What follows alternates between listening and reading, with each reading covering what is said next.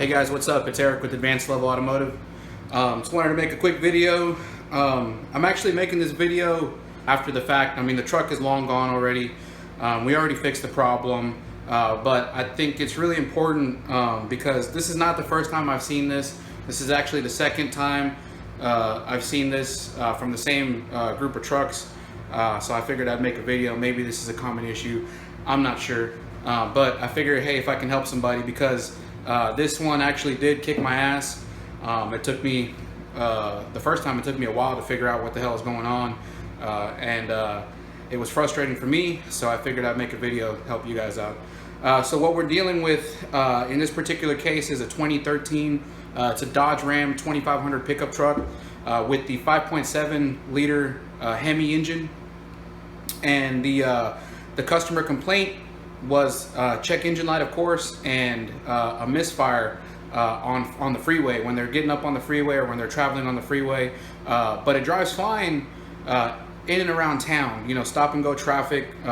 It drives fine and there's no misfire, but when they get up on the freeway, that's when they start having a problem. It starts jerking really bad, and then the check engine light starts flashing. When you're thinking about an underload misfire, you know, one of the things that I go straight to usually is like a problem in the secondary ignition, because if you know when the engine's under load, you have higher cylinder pressures, which if you have a leak in the secondary ignition, then you can have a problem where, you know, the spark is jumping to a ground rather than jumping the gap on the spark plug. So anytime you have a underload misfire, you know, secondary ignition is one of the first places to look. So I checked there, no issue with the coil. I did a compression check, no issue there, compression was fine.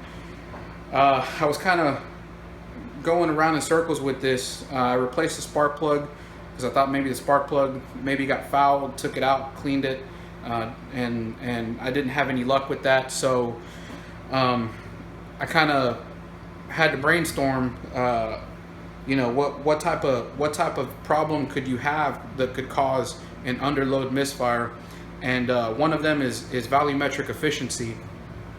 And you know, I don't see this very often, but you know, it does happen. So in this case, I was concerned with maybe a lifter that had collapsed or something like that. So I went ahead and I pulled the valve cover off, and I guess to get straight to the point, let me show you what the problem is, and then we'll delve into the symptoms and one of the ways that you can check to see if you know, this might be the problem that you have. So over here on my table is the camshaft, and I just have a few of the lifters. Like I said, the truck is long gone, so I can't show it to you on the motor or anything.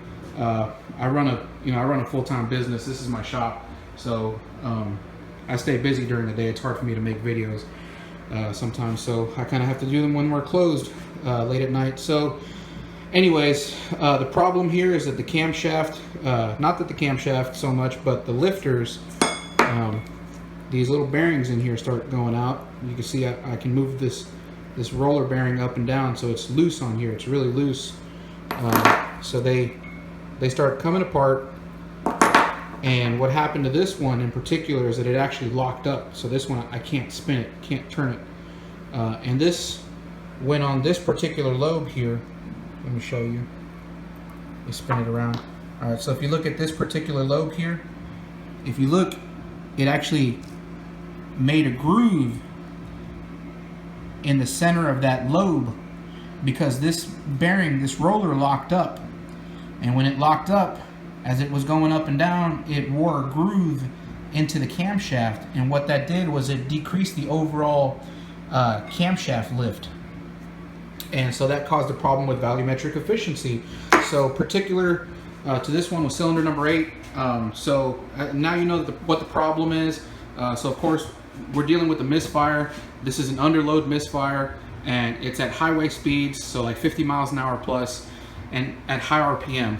So the issue that we're having here is volumetric efficiency. So one of the things that I did, well, the way that I figured it out was pretty simple. I pulled the valve cover off, and as I was spinning the engine over, I was watching the valve springs.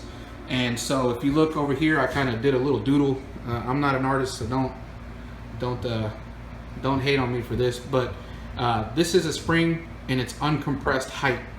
So this is just a ruler. What I did was I took a ruler, a basic straight ruler, and I measured the height of the uncompressed valve spring, and then we measured the height of the valve spring when it's compressed. So you're spinning the engine over, and when that valve spring is compressed, you can compare the height. And what I saw basically as I was spinning the engine over, the valve spring on the intake valve for cylinder number 8, as it was spinning, you know, the rest of the valve springs were kind of moving like this. You know, there's a whole lot of movement, and then when you looked at that back valve spring, you only saw a very little bit of movement. So basically what was happening was that you're getting enough airflow to the cylinder, you know, while you're at low RPMs, or when you're not needing a whole lot of air and fuel. You have just enough for it to run okay, but when it comes to it being under a load, it needs more air, it needs more fuel. At higher RPM, we're spinning a lot faster, and if we're not compressing that spring fully in order to open the valve the way it needs to be opened, in order for it to get the sufficient amount of air and fuel, then you have a problem with volumetric efficiency. So if you suspect that you have a Hemi engine with a failed lifter, or multiple failed lifters, like in this case we had multiple failed lifters, we went ahead and replaced the camshaft and replaced all the lifters. If you suspect that you have that issue, like I said, you're dealing with a truck that has misfires under load, and you know, you've already probably replaced the coil, you probably replaced the spark plug, you probably looked at the injectors, did an injector balance, I mean, probably looked at the injector spray pattern because you were thinking that maybe you have a fuel problem, maybe you're not getting enough fuel.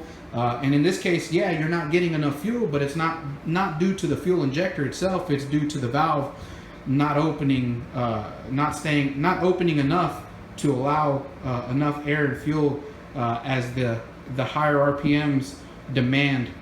So I hope this video helps somebody, because like I said, this may be a common issue on this truck, because this is already the second one I've done within the past, I think, like the other one I did was like 8 months ago. So you know, to see another one within the year span, I think that maybe this might be a common issue.